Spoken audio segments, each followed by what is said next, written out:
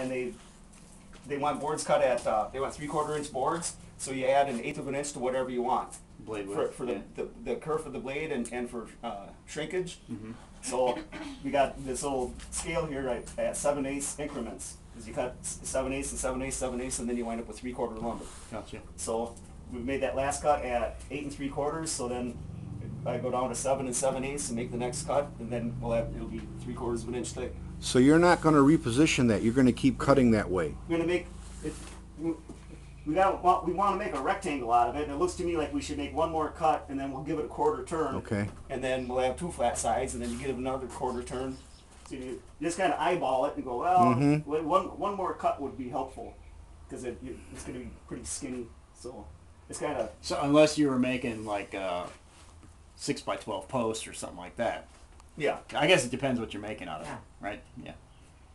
So, if you want like a guy wanted some 10x10 posts, so you get a log and you cut boards like this off the outsides, and then when you get down, you go, oh, okay, I better quit and turn it, and then you wind up with boards on the outside of it, and then on the inside you got that 10x10 chunk.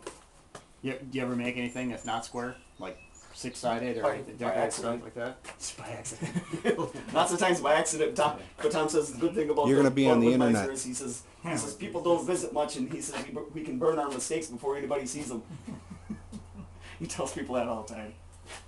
So I'm just going to go down to 7 7/8 and make another cut. Take it wherever you want, and you put this out in the woods and set everything out there.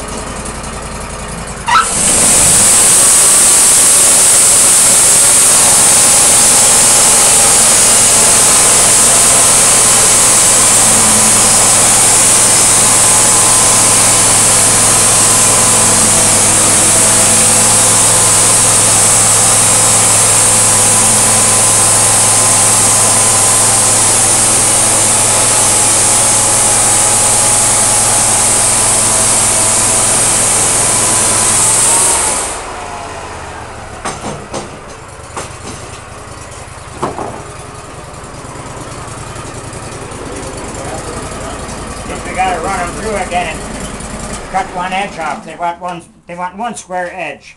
They don't care, as long as you got a square edge here, they don't care about this. What is it for again? Crates? Potato crates? 4 foot by 4 foot by 4 4 by 4 potato boxes. What is that? Full like 2,000 pounds of potatoes, something like that, or 1,000 yeah, pounds? about and then load it down to pounds. semis. Yeah, and these are put in standing up. Do they get those crates back from those shippers? I don't think so. Really? Wow. Oh. He's waiting on you. Tom was talking to Wetro last winter. Real good video. Oh yeah, hell yeah, that could cut you in half.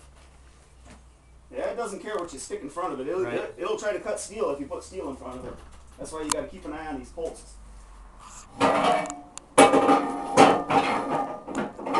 So that's like rule number 2.